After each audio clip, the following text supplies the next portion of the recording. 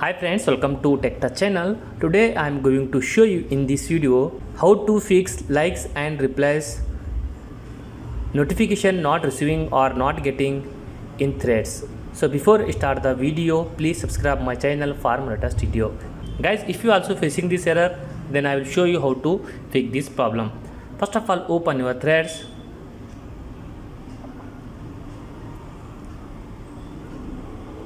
Then press on your profile icon. Then press on two lines top right side corner.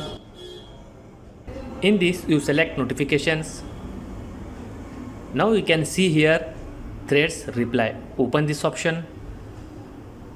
You can see here likes from everyone, from people you follow, and off. If you select off or from people you follow, you should select from everyone. Replies also same thing.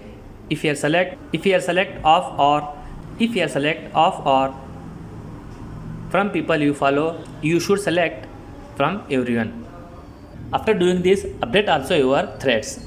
That's it guys. So in this you fix this problem. Thanks for watching friends. Hope you like this video. If you like this video, please like, share and don't forget to subscribe my channel.